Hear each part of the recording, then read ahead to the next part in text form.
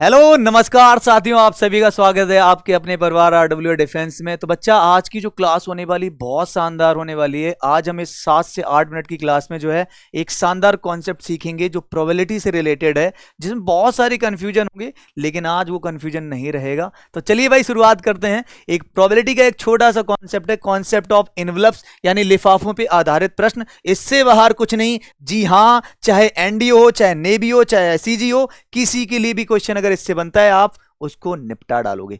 देखो भाई, पहले समझते हैं क्वेश्चन का पैटर्न क्या है।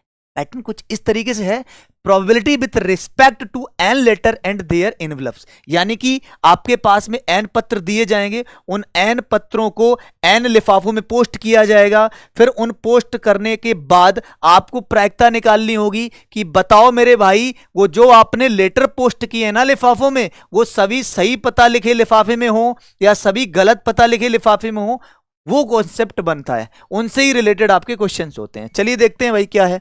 तो पहला पैटर्न समझेंगे कि क्वेश्चन का प्रारूप क्या है, पैटर्न पूछा कैसे जाता है। यदि एन लिफाफों के अनुरूप एन पत्रों को लिफाफों में यादृच्छिक रूप से रखा जाए, वही मैंने बोला ना, पत्रों को लिफाफों में रखा जाता है। तो अब प्रोबेबिलिटी के कॉन्सेप्ट नंबर 1 पे आते हैं। कॉन्सेप्ट नंबर 1 है कि आपने एन पत्रों को एन लिफाफों में रखा, तो वो सभी पत्रों के सही लिफाफों में होने की प्रायिकता क्या होगी।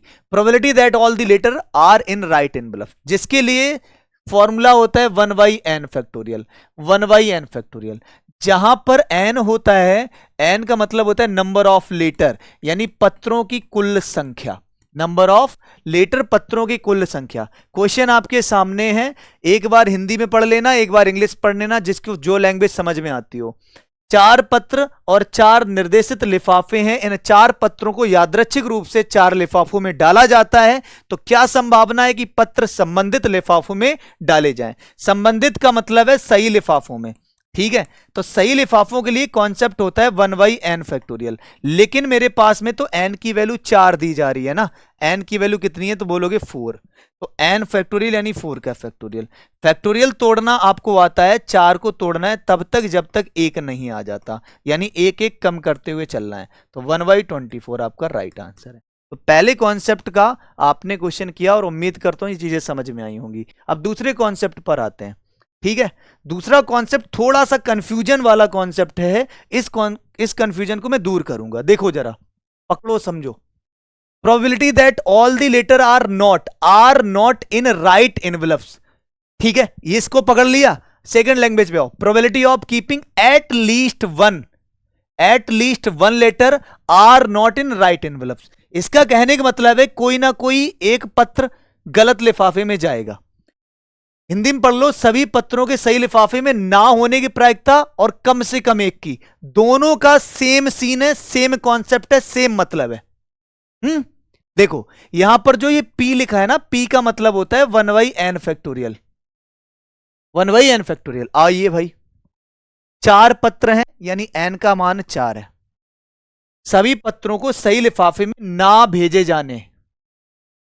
जाने का मतलब होता है आपको प्रोबेबिलिटी निकालनी होगी। तो 1 माइनस का 1/n फैक्टोरियल। n की वैल्यू कितनी है तो बोलोगे 4, और 4 की वैल्यू मैं अभी फाइंड करके आया हूं, कितना बोलोगे 1/24। फाइनल आंसर आपने कितना गेट कर लिया, 23/24। क्लियर है भाई, ये इसकी प्रायिकता आ गई है। आ जाओ भाई, थर्ड कॉन्सेप्ट पर आते हैं एनवलप्स के। वो कुछ इस प्रकार से कि सभी पत्र गलत लिफाफे में ही रखे जाएं।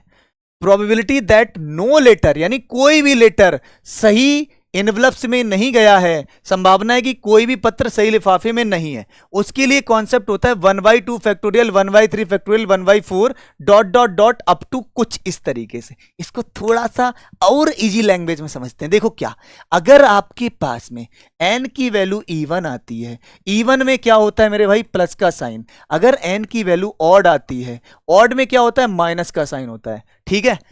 अब सुनो, ये इवन नंबर है, पॉजिटिव है, इवन नंबर है, पॉजिटिव है, ऑड नंबर है, नेगेटिव है, ऑड नंबर होगा नेगेटिव आएगा। तो देखो भाई क्वेश्चन पढ़िए, 5 पत्रों को 5 पते लिफाफे में रखा जाता है, तो कोई भी पत्र सही लिफाफे में ना जाए, यानी कि 5 पत्र n की वैल्यू कितनी है 5।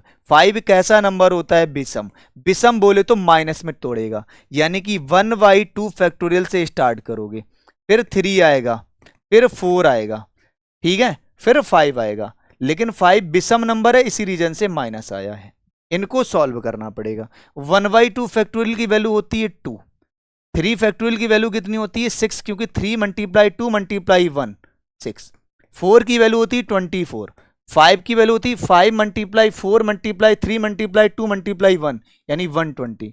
मेरे भाई अगर आप इन सभी के एलसीएम बराबर करोगे तो इसमें 120 आएगा, 60 का गुणा 60 का गुणा, यहां पर आपको कितना करना पड़ेगा 20 का गुणा, क्योंकि 20 का गुणा 6 में 120, ठीक है।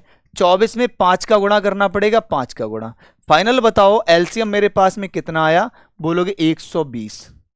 सबको जोड़ो, 60 में से 20 चला जाएगा 40, 40 5 45 में से 1 गया 44, 4 से कैंसिल करोगे 11 चौको 44, 30 चौको 120। फाइनल प्रोबेबिलिटी जो आई है वो 11/30 आई, यानी ऑप्शन तो है नहीं, मतलब कॉन्सेप्ट समझा रहे हैं ना, तो 11/30, ठीक है। ये रहा थर्ड कॉन्सेप्ट। और इसका लास्ट कॉन्सेप्ट जो आता है ना इनवलप से, वो क्या है जरा देखना। लास्ट कॉन्सेप्ट है कि आपने n पत्रों को n लिफाफे में रखा, लेकिन उनमें से r पत्र जो है वो सही लिफाफे में जाएं, उसकी प्रायिकता के ठीक r पत्र सही लिफाफे में हो, मतलब n पत्रों में r जाएं सही में, बाकी सब गलत में चले जाएं। तो क्वेश्चन समझो, 5 पत्रों को 5 पते लिफाफे में, 5 पत्र दिए जाते हैं तो n की वैल्यू 5, कितने पत्र ठीक होने चाहिए, 3 पत्रों का ठीक में जाना चाहिए, मतलब r की वैल्यू 3। कॉन्सेप्ट क्या कहता है 1/r फैक्टोरियल, मतलब जितने पत्र सही में जाएं उसका फैक्टोरियल, ब्रैकेट। अब r माइनस का 5 करना है, यहां पर रखो, मतलब n-5, n की वैल्यू 5 है, r की वैल्यू 3 है, तो 5 माइनस का 2 कितना आएगा 2 फैक्टोरियल। तो 2 फैक्टोरियल तो केवल यहीं तक सीमित है, इसको ही पकड़ लो बस, बाकी हमें आगे किसी से कोई लेना देना नहीं है। समझ रहे हो बात को, देखो ना, n का मान 5 रखा, 5 और इधर 3, 5 माइनस से 3 यानी कितना आएगा 2 फैक्टोरियल, 5 माइनस 3 यानी कि 2 पावर में 2 है तो माइनस को प्लस बना लेगा, मतलब 1/2 तक ही जाएगा, आगे तक नहीं जाएगा। इतना आया। 1/3 की वैल्यू 6 होती है, 1/2 की वैल्यू 2 होती है। फाइनल आंसर आपका आया 1/12। तो बच्चा जो है इस तरीके से जो है मैंने सभी कॉन्सेप्ट जो एनवलप से रिलेटेड हैं वो डिस्कस किए हैं।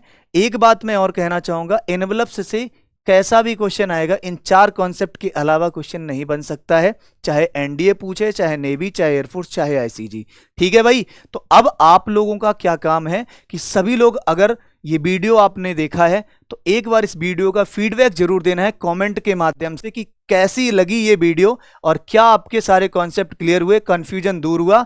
जितने भारी मात्रा में आपके कमेंट होंगे उतने ही जल्दी मैं नेक्स्ट वीडियो लेके आऊंगा। मतलब इस एक जो मैंने एक सीम चलाया है, जो एक स्कीम चली है, उस स्कीम को मैं आगे कंटिन्यू करूंगा, ठीक है भाई मेरे। तो ऐसे वीडियो आपके पास में आते रहेंगे, लेकिन कमेंट करना बहुत ज्यादा मार्जिन में, तभी मैं बताऊंगा, ठीक है भाई। तो सभी को नमस्कार, जय हिंद, बाय बाय, थैंक यू।